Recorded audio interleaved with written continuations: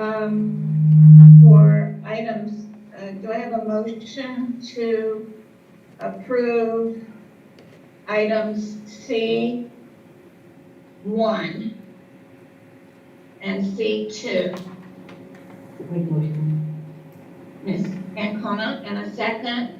Do I have the second by Mr. Ruda? Any discussion or questions? Seeing none, all in favor, and Mr. Parker, you'll have to leave. I got your hand, okay. It's, do I have a vote? I think it's 5 who approved that, with Mr. Pacini not present for the vote.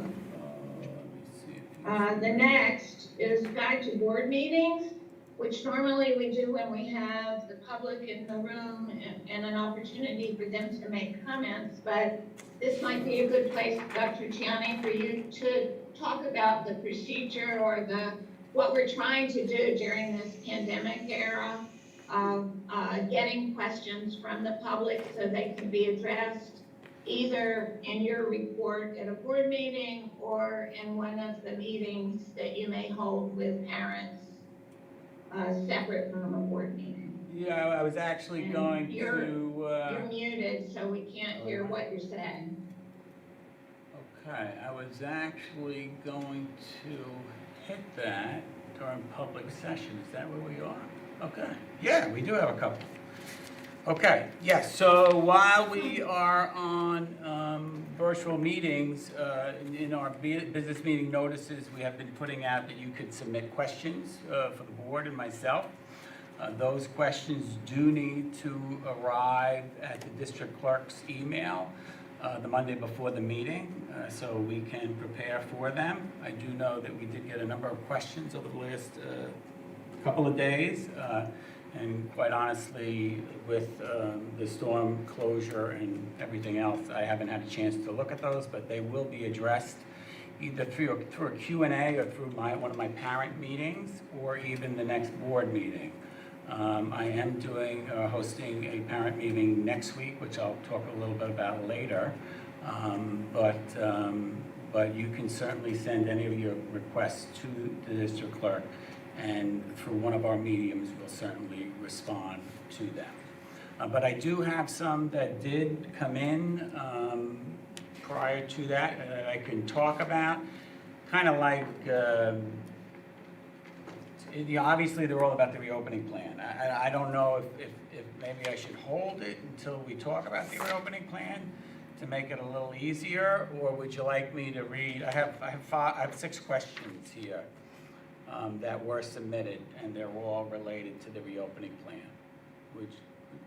Why don't you hold it, because you have the reopening plan yeah, that's further down in the agenda? Yeah, that's what I was thinking. The only thing I would like to add on that is if you are going to answer the question in the reopening plan, can you still read the question? That way they know their question was read. Oh, no, absolutely. That's what I meant. I figured I would do it after I do the presentation. Great, thank you. You're welcome. So do you want to go into your superintendent's report next? Yeah, sure, let's do that. So, recently we reposted an updated plan for reopening our schools. This plan has the same structure as the previous post with additional detail regarding procedures and protocols. The plan is a fluid document, as we've mentioned before, and it will continue to be updated between now and the start of school. I will be presenting and reviewing the plan this evening during items for discussion. You may note, if you've gone to our website, you can easily access the plan at the top of our quick links.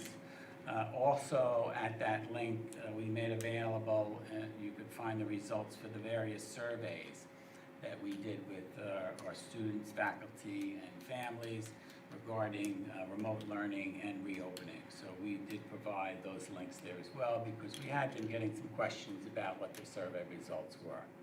So, and that's only been up for a couple of days for those of you that might not have visited the website recently.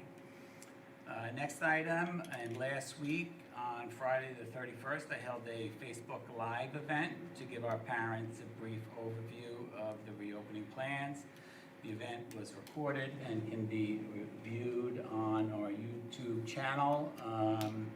Wasn't announced, but my understanding is we had a lot of views, about 1,500 views, and I believe positive comments with regard to the Facebook live event.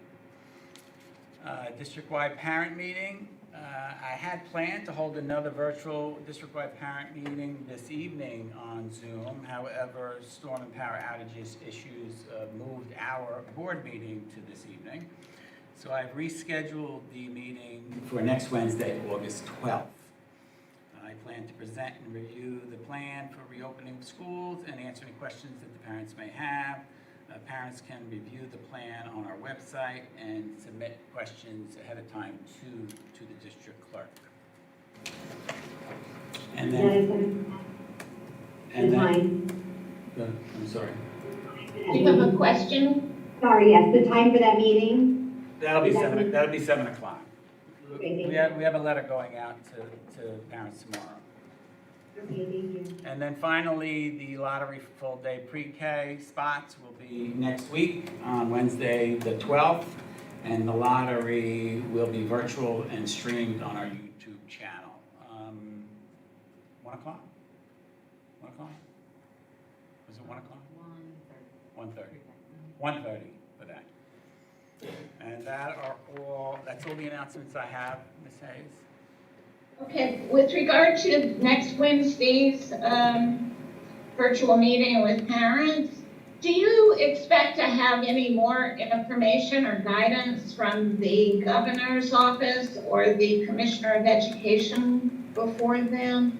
Well, I do, because the governor had promised he would be giving his announcement this week regarding schools, and tomorrow is Friday.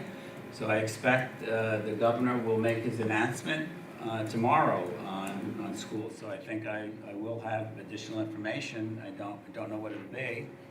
I also do think that, I know that between now and Wednesday, we will be doing some additional tweaking to our plan and adding more procedures and protocols to it. Those of which I would, once we do that updating, I would be posting it and I would be speaking about it at the meeting. Okay. Now, you also wanted to talk about the consolidated school calendar? Oh, no, I didn't even get to items for discussion yet. Oh, we're not there yet? Yeah. That was just my communications and announcements. It's time for board Okay. members. All right, so, have you finished then your report? Yes, my report is finished. All right. Do any trustees have any reports they want to make from any committee meetings or anything? All right. Now we're to the plan for reopening schools, which is what Yes. I thought we were talking about. So, yes. All right, let me.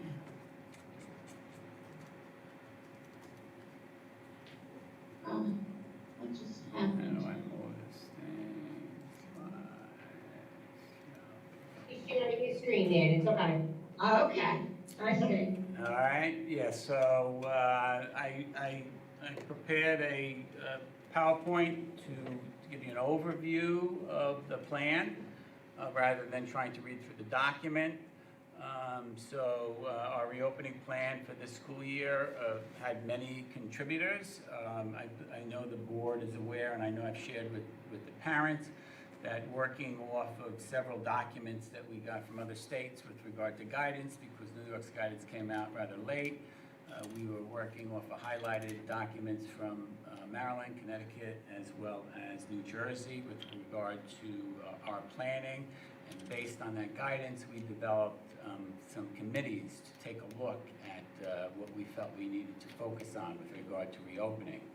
And those are the reopening committees you see here: General Health and Safety, which is a subcommittee of our Health and Safety Advisory Committee, Elementary and Secondary Social Distancing Solutions, which are subcommittees of our Strategic Planning Subcommittee, remote teaching and learning, and they are a subcommittee of teaching and learning, and then finally, facilities cleaning and disinfecting committee, and that is a subcommittee of our finance and facilities committees. Those committees looked at those issues in addition to some other items. Their areas of focus are listed here. General health and safety was looking at screening, PPE, response to students and staff. And I'm not going to read through all of these things here, but you can see we tried to give the committee some focus on items that we felt needed to look at as we prepared our reopening plan.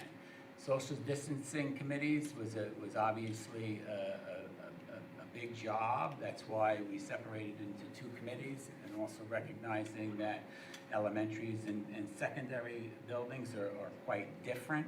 And we looked at, basically how can we get everybody into school while keeping them 6 feet apart. And those committees looked at the instructional areas, the common areas, and as well as the cafeterias. Facilities, that committee was looking at cleaning and disinfecting, storage if needed to remove items to make space, and ventilation systems. And then remote teaching and learning. Very big job and role, remote teaching and learning, particularly since what we just went through with the recent school closures. They looked at device access, internet access, the unconnected or missing in learning, as we so referred to last school year. Social, emotional, and compensatory services. Kids are obviously not going to come back the way they left. Their instructional levels will be different, and we need to be concerned about that. So in addition, in addition to those areas, these subcommittees were charged with considering the following 4 reopening options. So we asked them first, look at all students in school, social distancing with in-person teaching and learning. We know our parents want the kids in school. We want the kids in school, but we need to figure out if we can do that safely with social distancing. They looked then at a blended model with alternate day scheduling. They looked at a blended model with fixed day scheduling. And then finally, they looked at all students out of school with remote teaching and learning. So these committees brought together recommendations. Those recommendations formulated the basis of our first plan, which administration prepared. That plan was then shared with each of the board's advisory committees for input. Not too much tweaking after that. And then the reopening plan, as it looks right now, is this very general slide. So with current New York State social distancing requirements in place, the district developed a hybrid model. That hybrid model looks like general education and inclusion students spending 2 days per week in school and 3 days per week engaged in distant or remote learning. Special education students, special class education students would be in school for in-person teaching 5 days a week. And then we created a distant or remote learning option only for families who are maybe uncomfortable or have medical needs with regard to sending kids back to school. We know that our survey suggested that 20% of our families are not comfortable sending the kids back to school right now, and another 17% of our families aren't sure. So to address the uncertainty of New York State guidelines and any future state directives, our district plan is designed to provide smooth transitions between each of the different teaching learning settings, whether it's in school, in person, hybrid, or distant and remote learning. Try to create a plan whereas if everybody went out remote, we would be able to do that seamlessly. And if everybody was back, there would be a place for them, whether it be on a school bus or in a classroom. Our plan also allows for a phased-in approach to bring more groups of students in for additional in-person teaching days, if space permits, and once social distancing becomes well learned. So one of the concerns, and actually some of the guidance, is to be sure to give consideration to your English language learners. They too suffered during the pandemic and school closure. We felt we'd focus on the special class students first, get in, and as I said, see if there's space. Once social distancing is learned, then maybe we can bring in another group of students, so more kids in for in-school teaching and learning, and so on and so forth, if we continue to do that. Okay, so our hybrid, what it looks like is Mondays and Tuesdays, we determined is student cohort MT, and that is last name that begins with A through K, for in-school, in-person teaching and learning. And on Mondays and Tuesdays, special class students will be in for in-school teaching and learning as well. On Wednesday, all of our cohorts, MT, HF, and remote learning, would be remote learning. Special class students would be in school for in-person teaching and learning. Faculty and staff will be in school planning, live virtual support, and lessons, recording and posting. And we would be doing some enhanced cleaning between student cohorts, because on Thursday and Friday, a new student cohort comes in, and that is student cohort HF, last name L through Z, for in-school teaching and in-person teaching and learning. You see that little plus there? What that indicates for us is we do recognize that we have families and households that have several last names in them. So we looked at each of those households and we assigned them to one of the two cohorts. So this way those cohorts remain the same and parents know where they're going, because we're trying to obviously follow the guidelines of the state and use student cohorting. And if we were sending different kids in the same household with different cohorts, we would be working against that recommendation. And then also on Thursday and Friday, special class students would be in school for in-person teaching and learning. Excuse me. So health and safety. We will practice, educate, and remind our students about the new realities of keeping safe.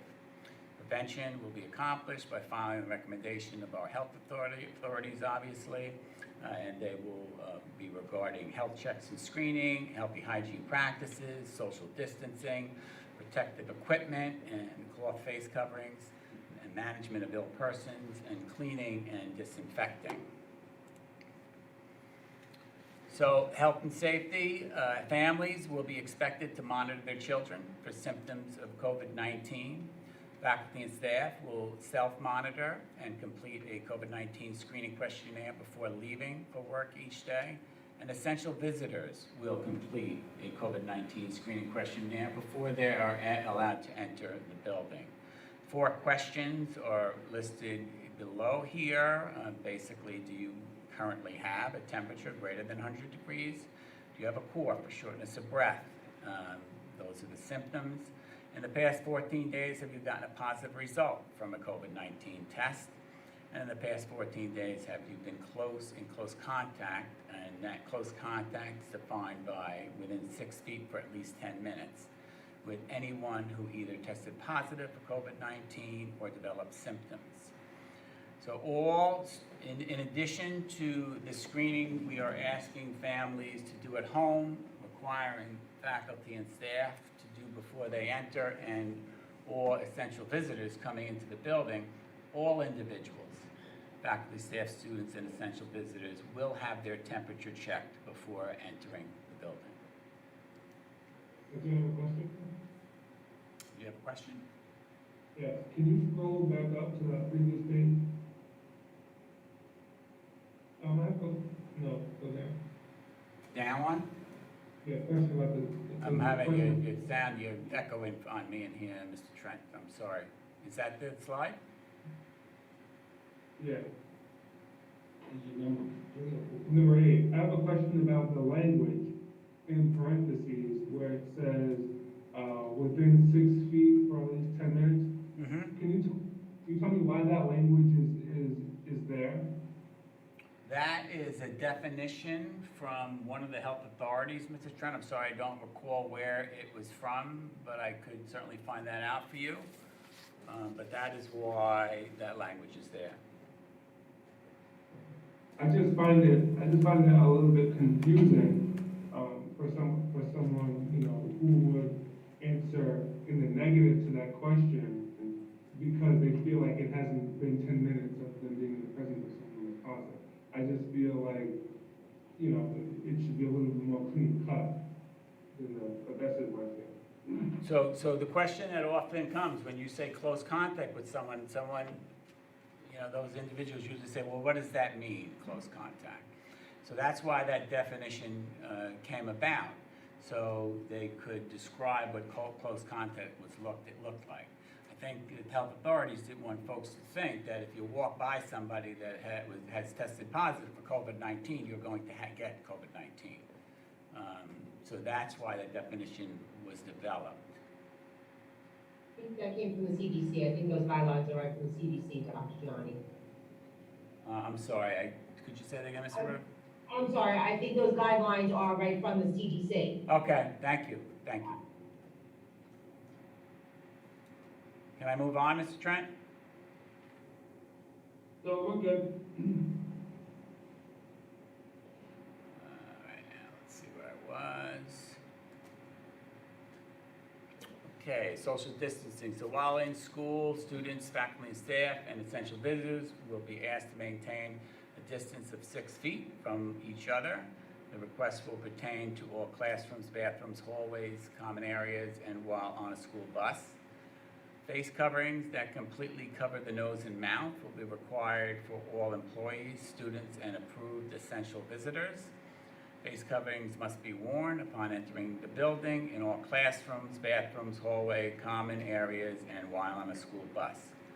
Mask breaks will be included for students throughout the day and will vary based on individual classroom circumstances.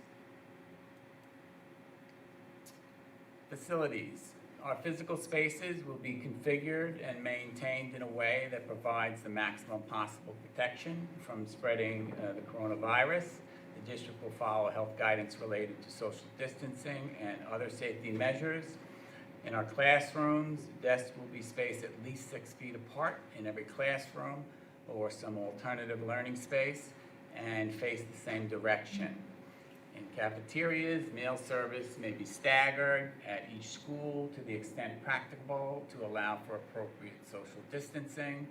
Students in grades K to 6 will eat meals in their classroom or in an alternative space. Students in grades 7 through 12 will eat breakfast in their classroom and lunch in the cafeteria or adjacent open spaces to provide for social distancing. And in all scenarios, seating will be socially distanced appropriately. In our gymnasiums, students will not engage in physical contact activities until further notice. Activities involving individual exercise may be explored. Students participating in aerobic physical activity must maintain a distance of 12 feet between them. In our music rooms, choir, band, orchestra, and other large classes must be reorganized to allow for sufficient social distancing and so that sharing of materials did not occur.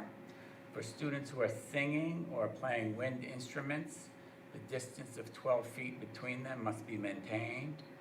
Our hallways may be designated certain hallways as a one-way or create lanes in hallways using colored tape, floor markings, or directional arrows depending on the width of the corridor. Our locker rooms, locker use at the middle school and the high school will be suspended until further notice. And our playgrounds may be used by a limited number of students at one time when all safeguards are in place. Students would be instructed and reminded to wash their hands before and after using playground equipment and to maintain appropriate social distancing while doing so. Our bathrooms, one student will be permitted in a bathroom at a time. We will utilize sign-in and sign-out logs in the event contact tracing is needed. Ventilation, the district will ensure sufficient ventilation and fresh air circulation. by means of ventilating the buildings with outdoor air to the extent practical, and that means opening windows and doors, and within the parameters of safety and security. Leaving doors open will also preclude the constant touching of knobs and handles. Fan motor speeds increases where applicable to ensure volume and flow. More frequent maintenance and inspection on air handling systems will occur to help mitigate extra strain on systems. And spaces in which adequate ventilation cannot be achieved, we will not utilize. Our water fountains, our schools, as you know, we have been equipping them with bottle filling stations. We have 9 or 10 on order or in stock that we will be also replacing. Some of the manual bubblers that we talked about last school year. Manual bubblers will be turned off or blocked. Again, those are items that kids touch, and we want to eliminate their use. Social emotional well-being. So our learning community is facing unprecedented challenges as we respond to these challenges. They also offer unprecedented opportunities for us to revision and renew the capacity of our schools and communities to be welcoming, supportive, inclusive, and equitable environments. We recognize many students have experienced an extremely stressful, traumatic experience during closure and will not return to instruction as they left us months ago. We also recognize some students have had a positive experience during closure and had success with remote learning. So social emotional well-being of our students will be a priority during our transition back to school, and for as long as necessary until appropriately supported for students' needs. Social emotional needs for our faculty and staff will also be a priority before the return to school and on an ongoing basis as well. And these are some of the items that Subcommittee on Remote Teaching and Learning is looking at, as the board is aware. Technology and connectivity. Access to computing devices and internet are essential to educational equity. In reopening our schools, the district is purchasing and assigning a computing device or a Chromebook to each student attending our schools in grades kindergarten through 12. These devices will be for learning purposes at school and at home in a distant remote learning setting. And recognizing that many of our families do not have access to the internet to the extent practical, the district is planning to acquire and distribute internet hotspots to families in need, thereby breaking down this barrier of educational equity. Transportation. All parents, guardians are required to ensure their children are not experiencing any signs or symptoms of COVID-19 and do not have a fever of 100 degrees or more prior to boarding the school bus. Students who are able will be required to wear a mask covering and with social distancing on the bus. Wheelchair school buses will be configured wheelchair placement to ensure social distancing of 6 feet. Our school bus drivers, monitors, and attendants will perform a health check for symptoms of COVID-19 before arriving to work. And our bus drivers, monitors, and attendants will wear a face covering. Safety coordinators. One of the requirements of the guidance is to have a district-wide safety coordinator. That person will be Mr. Briggs. Mr. Briggs also chairs our Health and Safety Committee. And we also will have point people obviously in each of our buildings. Those will be our principals.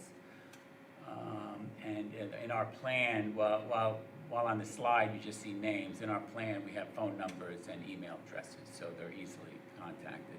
And then also Student Support Services. Ms. Kerry Carson, our Director of Student Support Services, will be the point person for special education. So, some dates to remember. I mentioned a couple of them in my opening comments. The district-wide virtual parent meeting will be Wednesday the 12th at 7 p.m. Tomorrow a letter is going out to parents with the link for that meeting. We will also be sending out a survey to parents because we do need to begin to get a handle on what folks and families are choosing hybrid or remote, as well as if you are choosing hybrid, if you plan to drive your children to school or take the bus. So our survey, as I mentioned earlier, indicated that 20% of our folks plan to use remote, and then of the folks that do plan to come to school, 40% of those do not intend to use a school bus. So we're going to try to get a handle on that through the survey. Obviously, it won't be precise and ideal, but it will give us an idea of what to expect so we can begin planning for that. The next date to remember is August 26th. Teacher assignments will be posted on the portal on Wednesday, August 26th.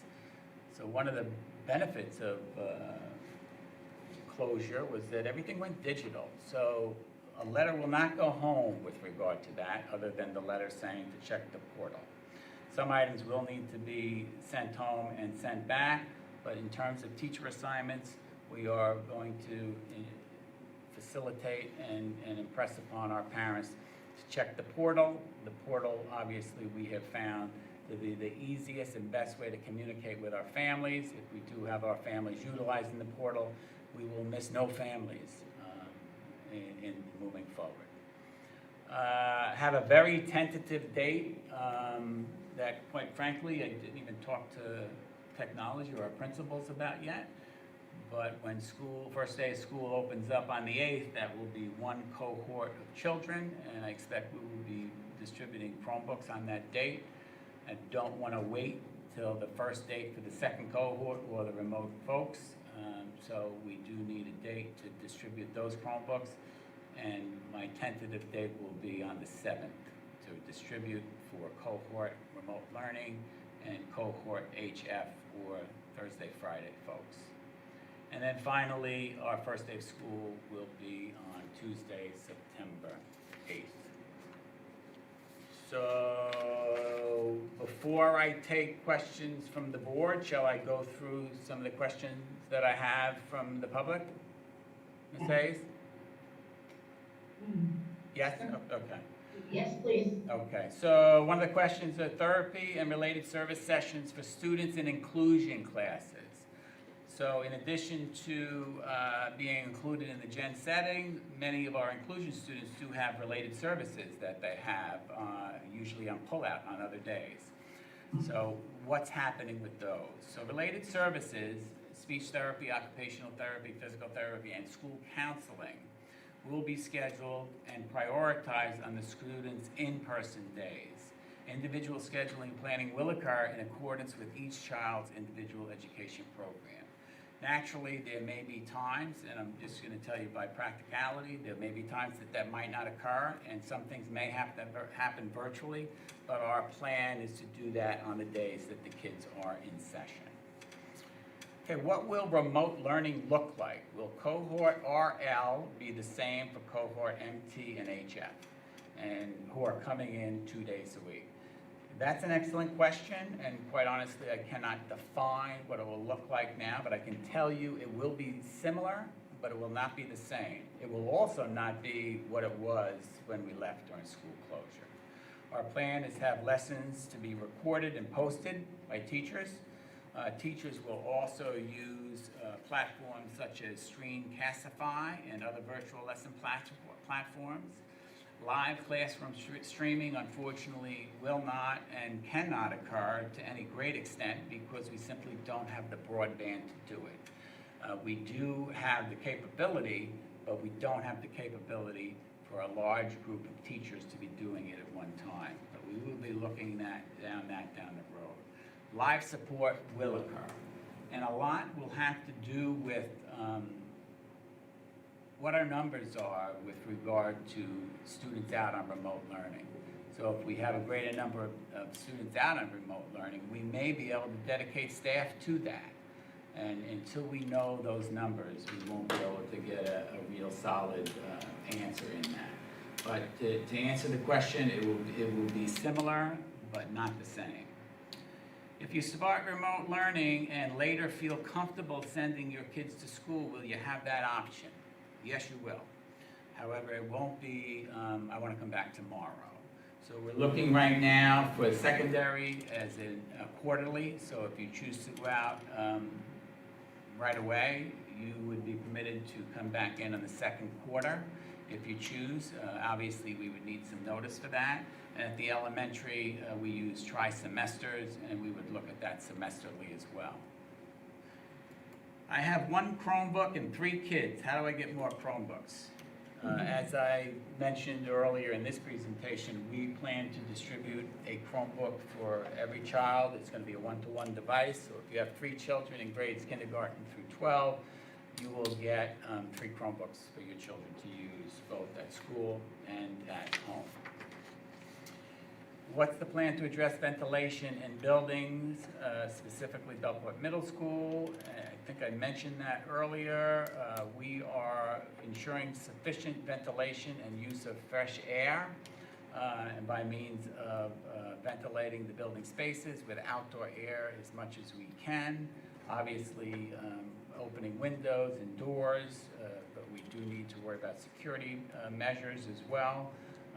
Doors will remain open, fan speeds will be increased where applicable to ensure proper volume flow. More frequent maintenance and inspection of air handling systems will occur to mitigate the extra strain on our systems from increasing the fan speeds. And spaces that don't have adequate ventilation simply will not be used. And what is the plan to address temperature checks for students? As I mentioned, all students, faculty, staff, and essential visitors will have their temperature checked before entering the building. And that are all the questions that I have from the public at this time.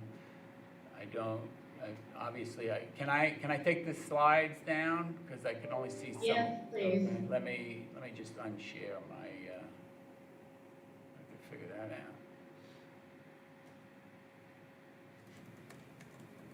Just hit it again, hit that arrow again. Which Yeah, there you go. That one? Ah! No, that's not it. I don't know where your thing is. Yeah. Dan, come and help me. Where's my unshare? I don't see your mouse. Oh, it's gotta be up here, right? Yeah. Down here? Three buttons. Yeah. So on the bottom where Yeah. it says share screen, re-click that share screen on the bottom. When that pops up, re-click that. You know what, this thing here, the problem is this thing's missing. This thing's in the way, right? When you scroll to the bottom, you'll see There we it's go. There, no, no, it was at the top. It was hiding behind, hiding, okay. yeah, it's a tricky little thing. Okay, questions? Yeah, quick question. Social distancing on slide 9, it says about maintaining 6-foot distance, for faculty, staff, children. When a faculty member, a staff member or teacher is trying to assist the child, with the work, in person, what are we going to do with that regulation? So, I'm, especially in the elementary mind, I'm saying to myself, the child needs help on whatever they're working on, almost completely difficult to do that at a 6-foot distance. Yeah, so my understanding of social distancing guidelines is, you try to maintain the 6 feet, but as long as you have the mask on, you can go within that 6 feet. In addition, we purchased face shields for all of our faculty, so there will be one in every classroom. So faculty members who have more of a comfort putting the mask on and the face shield can certainly help students in more close contact. Is there any way that we could add that maybe to the presentation just to clarify that a little bit? Because it almost sounds as though we're not going to be able to have any closer contact if need be, to help a student at any point. Sure, we can. Well, also when we do our work with the faculty, that would be very well explained. Our superintendent's conference day is gonna be both, basically all around, a lot of training for this. And as the board knows, there's still a lot more work going on in terms of this, and obviously a lot more questions. But yes, I can certainly work that in. So, closer. Yes, Ms. Ancona? I just wanted to ask a few questions. On the bathroom, the sign in and sign out for COVID tracing, is there gonna be a hall monitor with their own pen signing the kids in and out so the kids aren't touching individual, like the pens aren't being touched by multiple people? I would just like to see somebody sign them in, then them sign themselves in. I remember going to school and I had to sign my own name. Yeah, I will make a note of that. Every building's a little different, right? So at the high school, there's a responder in every hallway, so I could tell you, yeah, that could happen right there. Middle school, I think we could do that there too. Elementary schools, I'm not too sure about, so I don't want to say yes, but certainly I'll make a note of that and we'll do that. And obviously, in all these areas, there will be sanitizing stations, right? So students will be able to sanitize and there'll be gloves there, so there'll be appropriate PPE available to do that stuff. But you bring out a good point with regard to everyone touching the pens. Yeah, thank you. It's gross enough coming out of it, going to the bathroom and No, coming out. yeah, I understand. The other thing, I would like to see where students can come in and out if they're choosing to do the remote learning cohort, to be able to come in closer to maybe a progress report than on a quarterly or a tri-semester, only because if we're seeing these kids having mental health issues or social emotional issues, that maybe we can get them into the school sooner so they don't have to wait long. If they're having a tough time and they're stressed out about school, and the parent says, you know what, their mental health is more important than this COVID, or whatever, they have concerns like that. I would just like them to be able to, I could see not giving you a day notice or a week notice, but I would like maybe a progress report. Also, if they're not doing good, the progress report's a good marker, to see maybe they do need to be in school. So if that could just be something that the committees look at. Okay. And then the buses, the transportation, are they gonna have to submit their own plan to us, or are we dictating what they do? How's that gonna go? You mean how they're cleaning? Yeah, with their sanitizing, their procedures of letting kids on the bus. I know that we had mentioned that they're not gonna sit next to each other if they're not in the same family, but as far as their protocol, even their employees coming to work and stuff, are we gonna be able to see that, monitor that? Are we gonna know what's going on? No, we don't, some buses have our folks on them, most aides and monitors are their folks that they hire. But they will be required to do all that self-assessment before they get on and check their temperature before they come to work, just as we're doing our folks. In terms of the cleaning protocols, I'm sure they're going to be following all the cleaning. I don't believe the cleaning's happening in between runs. The cleaning's happening at least one time per week, but I haven't seen that yet. We plan on loading the bus back to front, and then obviously when you unload the bus, you can do that when the kids arrive to school, front to back, but when the kids are getting off the bus in the afternoon, you can't necessarily do that. So kids would be passing each other with masks on the bus. But did you say cleaning the bus once a week? No, I'm sorry, did I say once a week? I mean, daily. No, daily. If I said once a week, I misspoke. Once a day. Thank you. Oh, I'm sorry. Okay, Mr. Parker. Yeah, my concern is middle school and ventilation. I do not see, and I hope that we have a plan eventually, but I just don't see that place being ventilated enough that there is good circulation of air.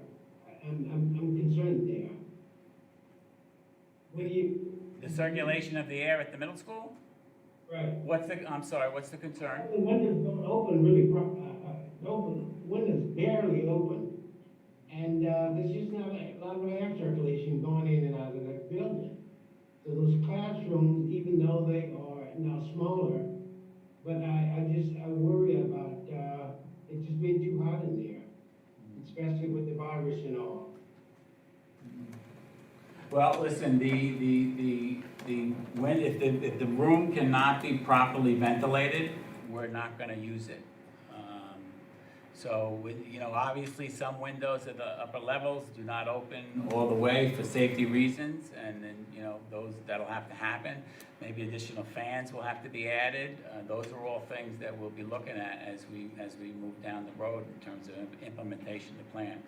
But increasing ventilation is going to be obviously a priority in all the buildings. And the doors will be left open as well.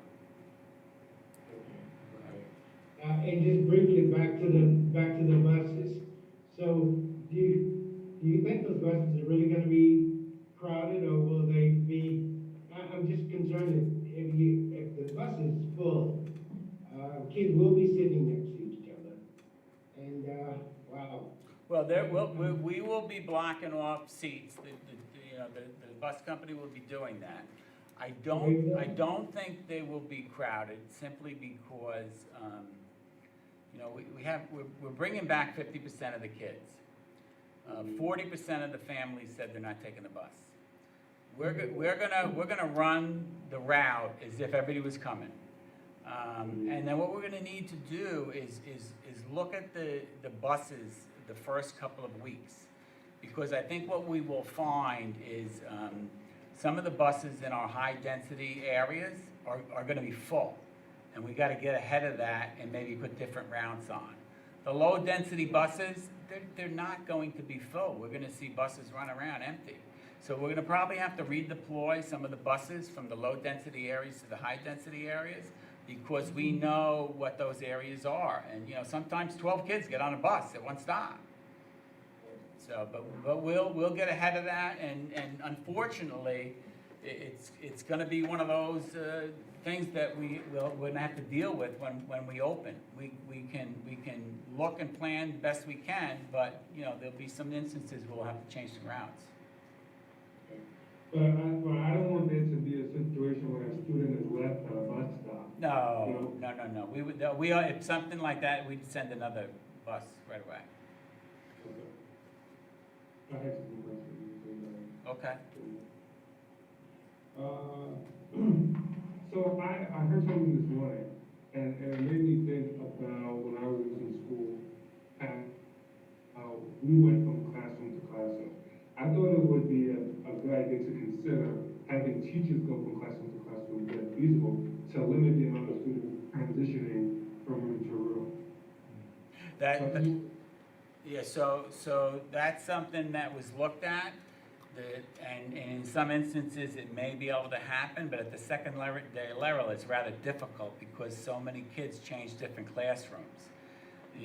Believe it or not, I even thought about just streaming everything, right, at the secondary level. Put the kids in one class, put a Chromebook in front of them, and have the teachers stream from different locations, and everybody's got somebody different on their screen, right?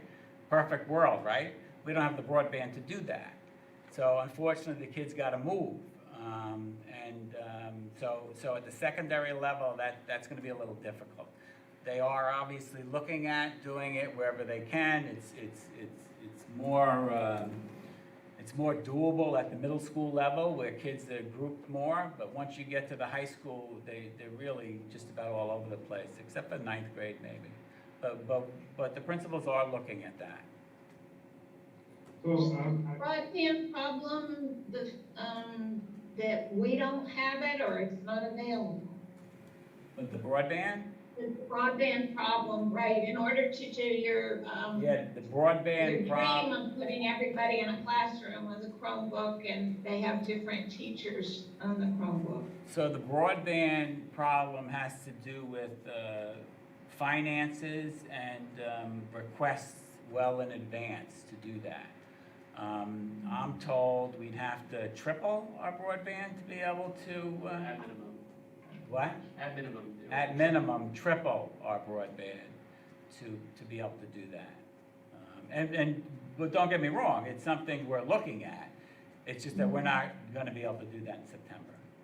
But that's something you can report back to us about Later on. about cost and whatnot, absolutely. Are we looking into, I've seen other districts talk about getting a camera system to monitor, fever, in the building, particularly when the students walk in. And instead of having staff individually check with the gun device to the forehead, there's a camera system set up that, will, I guess, streamline the students when they enter the building. Are we looking into something like that? We looked at about everything that's on the market, and we've decided to go with these individual stations because they're low cost and we can do multiple stations. For example, at the high school, I can have 8 stations. Kids walk up to it. In fact, Mr. Trent, you walked in today, there's one at the central office. You walk up to it, it beeps if you're good, and blows up if it's no good. So we're gonna have multiple ones of those in each of the buildings. To Ms. Aruta's mentioned some time ago, in terms of second checks. So if somebody comes in high first, they'll be checked again with a handheld device. Now, also, we talked about this briefly before, a policy when it comes to the mask wear, can we discuss that possibly in executive session, because that was kind of pertaining to the staff? I don't, are you talking about the messaging piece that we spoke about once? Yeah, so I took your suggestion to heart, and it's in the plan. So the plan says that, parents may provide their own mask that fits CDC guidelines. However, it cannot contain any messaging. And if parents don't want to supply a mask, we will supply a mask. The district will supply a mask. And that's something that we can do without a problem. And it is in the plan already. And are there any updates on childcare? Updates on what, I'm sorry? Childcare. I'm missing. Healthcare.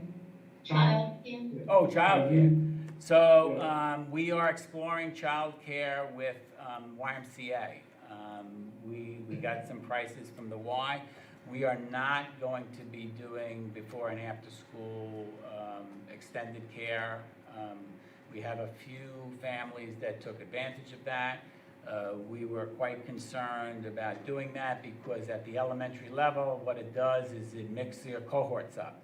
And God forbid, if somebody does get sick, one child in childcare can take out, 5, 6, 7 classrooms in one shot. So we're not going to do the childcare here offered by the district as we did in the past. I think we had about 59 people district-wide involved in it.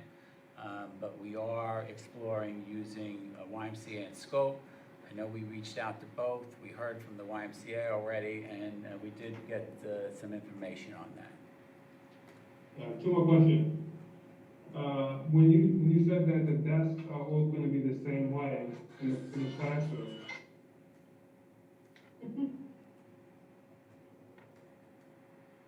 the desks were all going to be facing the same way during classroom, how will the supervision work while the teachers in there with the students? Same as always. I mean, most desks do go in the same way in the classroom, unless teachers use that circular module. But the teacher will be there, be able to supervise students just as easily. Well, I mean, my desk faces this way, but the teacher's desk faces this way. Yeah, so if they're all facing the same way, yeah. her desk is So the teacher would still be up and instructing facing the class, but they'd be outside that 6 feet, probably more like 12 feet, when they're instructing and supervising. What it sounded like was that the train, all right. Yeah, That's all right. I understand. You had one more question, you said? Yeah. Okay, one more question. Who is monitoring the attendance of the students and the faculty? Well, the attendance students in the classroom is going to be monitored by the teachers through a Google check-in form. So we are required by the state to do period-by-period attendance and to to show that students that are remote learning are checking in. So we plan to use the same Google check-in form that we used last school year in terms of students checked in. And that will be by the teacher. Just as they take attendance in the class, as if they're there.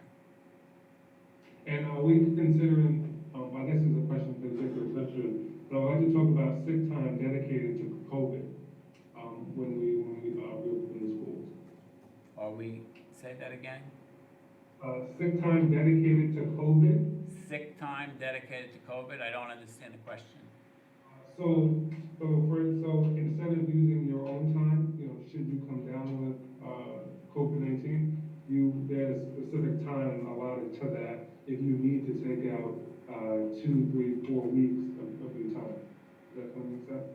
I think I know what you're asking. Are you talking about faculty and staff? Yeah. I think it would depend upon the circumstance. I think there's law behind whether or not people can take paid leave or family medical leave with regard to whether they're out and whether they contracted the disease. Obviously, people need to stay out for 14 days if they do test positive or if they travel. If they travel, it's time out on their own time, my understanding, because they chose to travel. If it's something they contracted, then it's sick time. Well, can we talk about that in the exact, because I just would like to get, a solid understanding of it. Sure, we can talk about that in exact. And that's all the questions I have. Okay. Other questions? Thank you. Sick time. You lost the Gmail. People are dropping off on us, huh? Any other questions on that topic, Ms. Hayes? She said I'm sorry, Gina just said that she, got kicked out, I'm sure she'll be back. Oh, okay, I gotta watch. Yeah. Is it what? Who's going back? Who's out? Yeah, she got bumped out, so I'm sure she'll be coming back in. Technical difficulty. Okay. Am I moving to the next item? You're down to only 4 people here right now until, Oh, we Even need if- I need a vote, actually, now that I think about it. Are you need to vote on the reopening? Yeah, we need to vote. Council recommends that we vote on the plan. I recognize, think it's a fluid document. Oh, I got it. There's a quorum here, though. Ms. Ancona's coming back. She doesn't count. No, me, you. Okay. Okay, 1, 2, 3, 4, 5. We're back to and 5. then 5 of us. Okay. Sorry. It's okay. All right. So, the approval, that you're asking for, do we have qualifying language in there that allows for, adjustments to the Yeah, reopening yeah, plan and yeah. all of that? Okay. I believe it's specifically how it's written. Adjustments from us and then from. Amend, superintendent of schools, amend, modify, and/or update the reopening. Okay. Yes. All right. So is there a motion to approve the reopening of school plan? I think Ms. Ms. Aruda Aruda? made the motion, Mr. Parker seconded. Any discussion or questions? All in favor? Hands up. I'm sorry, my video, hold on, I'm coming back. Okay, it's, 1, 2, 3, 5 in favor. Mr. Puccini and, of course, Ms. Felice are not present for the vote. And I think now you're doing the consolidated school calendar. Yes, I am. So, the next item number 2, to balance our in-school, in-person teaching days between student cohorts, we need to move 1 day time parent-teacher conference from a Friday to Monday, the 19th to the 22nd. Schools are closed for elementary students during daytime parent-teacher conference, and this adjustment will balance the days for our students. There a motion to approve the consolidated school calendar, Ms. Ancona, second by Ms. Aruda. Questions or discussion? I see none. All in favor? We have unanimously approved. Now, next is Okay. audit committee membership. Sure, next is the audit committee membership. Board asked me to bring this back one more time. We discussed the audit committee membership. You know that the board is required to have an audit committee, which must consist of 3 members at minimum. We last, I believe, agreed that with the administration's recommendation that the board president and the trustees who are members of the Finance and Facility Advisory Committee would be members, and 1 or 2 community members with a finance background. We did post to seek interest on the website. I believe we got 1 applicant so far. I don't believe any incumbents applied, and I also believe we have a deadline of August 14th with regard to that. So I think if the board is still happy with moving forward with that, I mean, I think we look at the candidate selection on that, the 14th, or an executive session on the 15th, and we appoint the board audit committee on the 15th. Okay, Mr. Parker, are you having a question? No, a motion. No, I don't. I think we don't need to take any action tonight on this. Am I right? Yes, I just need some guidance into what we're doing. Okay. Mr. Trent. Yeah, I think the Trent's got time frame sounds good, and we can discuss it more if need be at the next board meeting. Mr. Trent? After we have approved the committee and the people on it, can we always add people later down the road? Well, that's up to the board, but, you know, I don't know, you don't want to get too big of an audit committee, to be honest with you. You'd have already 4 to 5 members. Okay. But, I just wanted to, because it's going to be 1. Well, right, well, let's see what comes down between now and the 14th. And if we want to say that we can have up to 2 or 3 community members, and as approved by the board, maybe we can work on some language for that. Sounds good. And it'll be the 19th, not the 15th. Our board meeting's on the 19th. Okay. Okay. Very All good. right. Moving to curriculum items. Yes. Okay, administration recommends approval of curriculum items reflected in schedules G1 and 2. Okay. Is there a motion to approve items G1 and G2? Mr. Trent, second by Mr. Ruda. Questions or discussion? No. All in favor? I see everyone. Yes, Ms. Aruda? Yes, okay. All in favor, there's 5 in favor. So that is approved. Thank Now, the you. next one's a little complicated because there's one that I think you need to No, I never put it drop. on. No, so I never put it on.